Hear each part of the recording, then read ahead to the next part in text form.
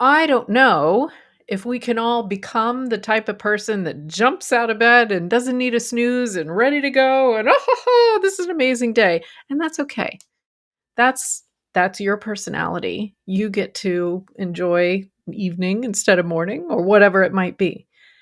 What I want for all of us is to be able to wake up in the morning and not be just smacked in the head by a 2 by 4 of dread. And that rhymed. So there you go. So how do we do that?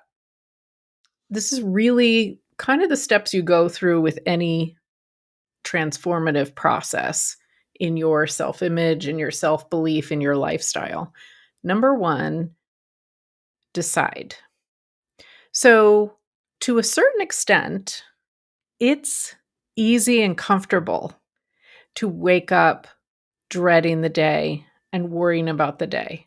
Whether you are home with kids, whether you're going to work, whether you hate your job or your job is just fine, or whether you're going through a challenge right now, it doesn't matter. You can get into the habit of just waking up and dreading the day. And the problem with that is our brains have a reticular activating system. You may have heard me talk about this before, that looks for evidence out in the world to match whatever we believe to be true. So if we get into a habit of waking up and dreading the day, guess what the first thing is that our brains are going to do as soon as they're switched on into consciousness?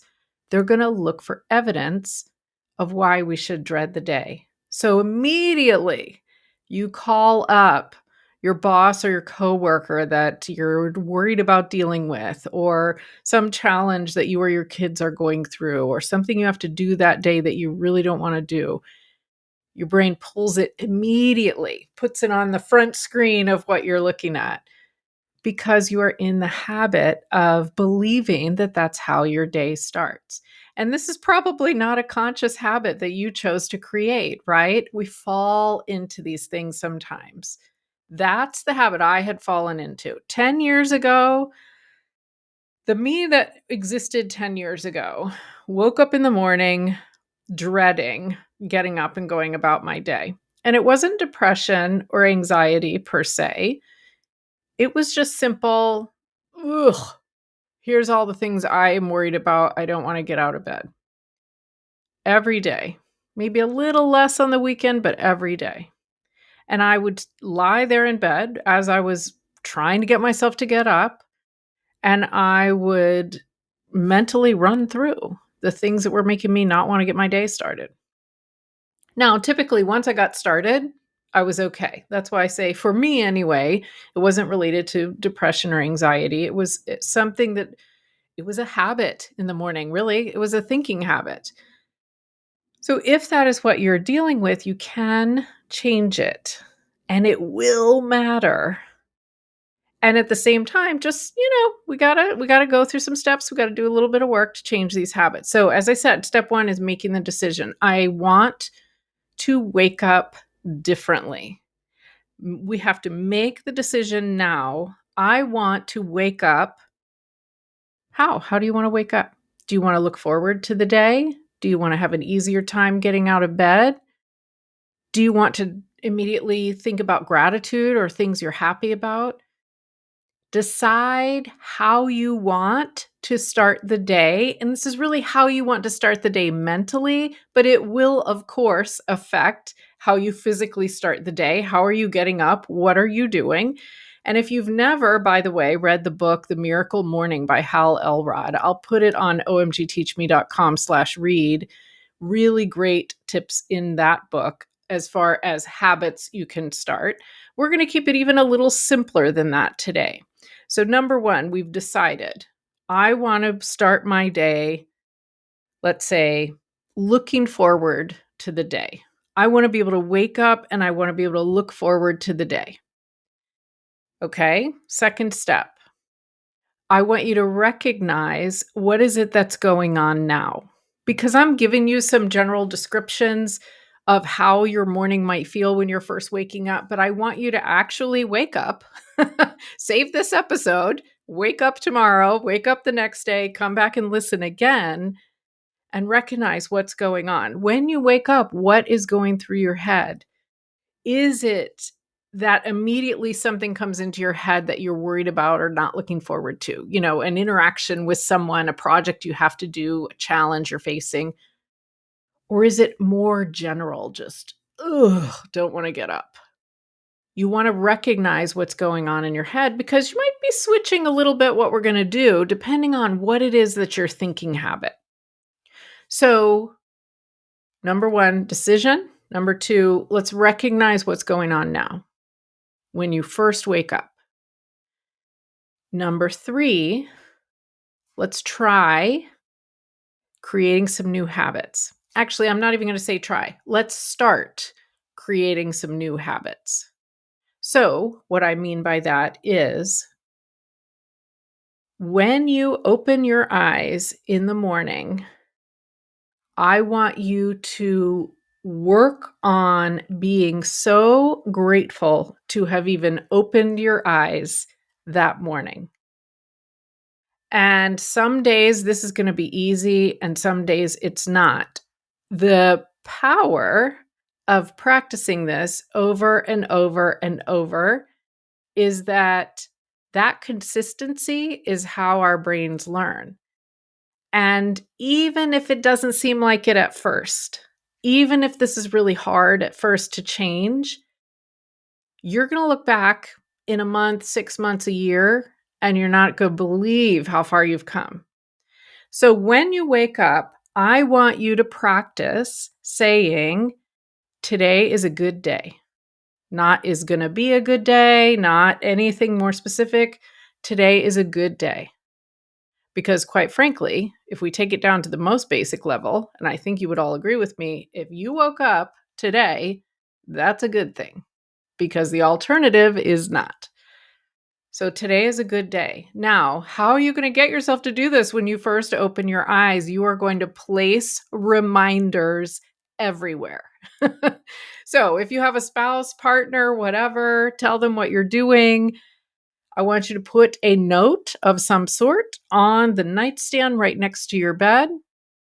I don't really want you to have your phone right next to your bed, but if you do and you need to do that for some reason, maybe it becomes the home screen of your phone. Or I read on my iPad at night, so it could be the home screen of your iPad that you're reading on, something like that. A sticky note on your alarm clock. And by the way, here's a 2-for-1. If you put a sticky note over the numbers of your alarm clock, maybe it'll dim that light a little bit. We really want to sleep with as dark a room as possible.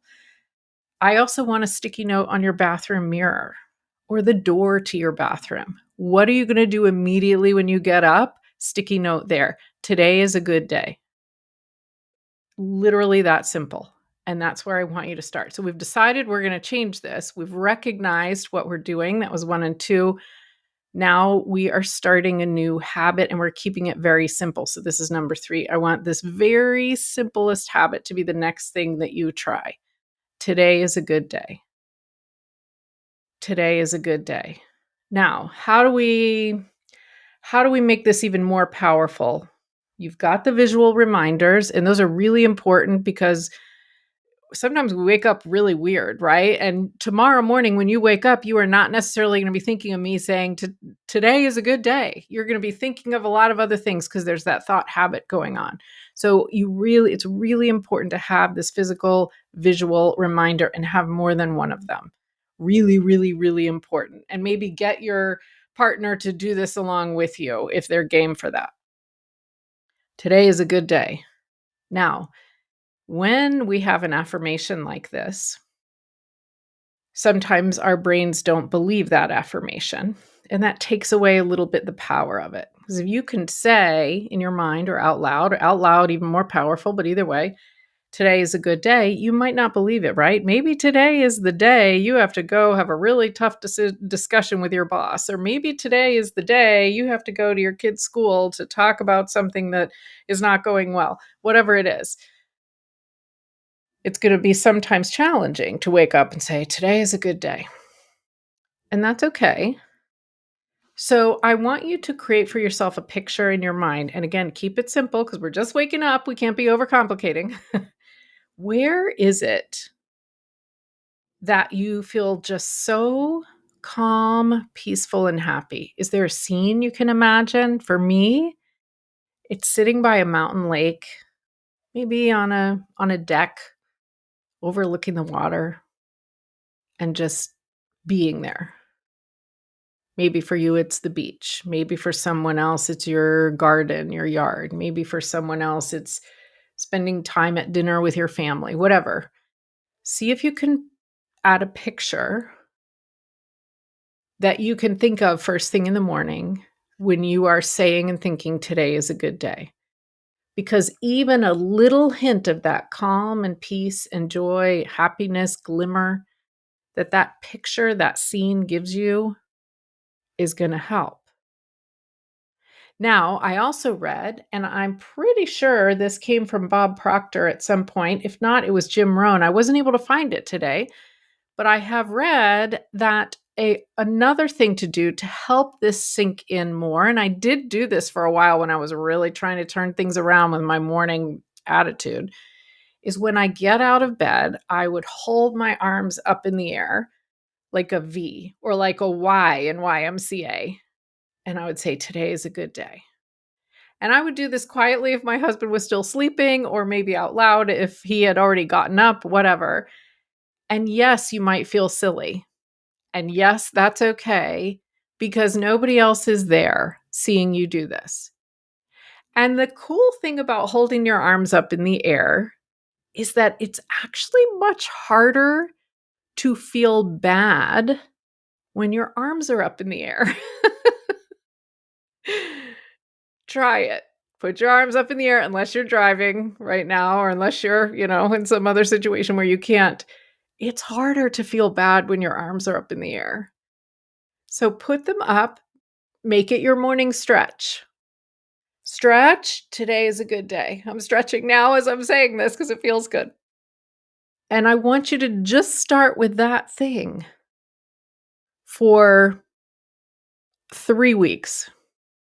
Wake up. You've made the decision. You've recognized how your morning typically goes. Wake up. You're saying today is a good day because you got reminders reminding you to do that. And even better, you're standing up, you're stretching, you're saying it again. Maybe when you get into the bathroom, you look in the mirror and say it to yourself again. That one sentence, keep it simple. Picture this scene that makes you happy and calm because adding that emotion helps our brain to sink this sentence into our subconscious, into our image of ourselves. Now, step 4 is to add some more pieces to this. And I say step 4 because I don't want you to try all this at once. It's going to be too much. Potentially you're going to say, "She told me too many things to do. I can't remember. It's too hard." If you are starting to feel that way, save this episode, pause, come back to it after you've tried a few mornings of today is a good day. And even if you're feeling, by the way, I want you to say today is a good day. And maybe that's even more important to say it out loud at that point. Even if you're not feeling it, do it every day. If you're feeling it, you're getting a little better at it, then I want you to add in gratitude. And I want you to do this kind of with your own personal style spin on it. Are you a journaler? Then you want to have a journal or the notes app on your phone. Again, I don't really want your phone right by your bed, but whatever. And you want to get up and you want to write down 3 things you're grateful for and do it first thing. Maybe just have a little notepad and a pencil, pen, whatever, sitting by your bed. You wake up and you write down 3 things you're grateful for. And some days it is not easy to think of 3 things that I am grateful for, let me tell you. And I've reached the point with this where it's become such a habit that I don't honestly write mine down anymore. This is why I say you can put your own personal spin on it. I just think of them. And I let that thought lift my emotions a little bit more. And it can be so simple. It can be, I can see the sun coming in around the shades on the windows, and I know it's going to be a beautiful day. That could be one thing. I know that something great is going to be happening today. I could think about that thing. Or it could be just as simple as my mattress is so comfortable. I'm grateful for a good night's sleep. Whatever. Small things, big things. I could be grateful for my husband or my kids, anything. 3 things. Write them down, think about them, maybe even voice memo yourself. Add your spin. When you're doing these gratitude items, I want you to allow yourself to feel them. It's not just, I have to write 3 things. Here we go. Coffee, sunshine, husband.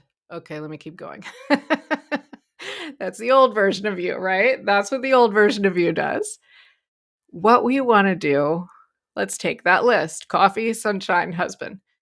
We want to say, today is a good day. Maybe stretch your arms up. And then we want to write down, whew, I'm grateful I'm about to have my yummy coffee. Look at that sun. I'm grateful. It's going to be a sunny, beautiful day. Feel it. Picture yourself out there. I'm so grateful for my husband. Feel it. Because if we write this gratitude list with kind of a begrudging attitude, then we're sort of shooting ourselves in the foot, basically. The idea is to feel that emotion, to remind that morning brain that used to be grumpy all the time that there are things that are really great. And those things are happening now. Now, the reason I'm pointing you to the miracle morning is because there are steps you can take beyond these things. You can have a habit of prayer or silence or meditation. You can have a habit of exercise in the morning or movement. You can have a habit of even more affirmations, thinking about your vision, picturing it, reading something that is learning, uplifting. All of those things he goes through in the book. And I go through with coaching clients, depending on what we're working on.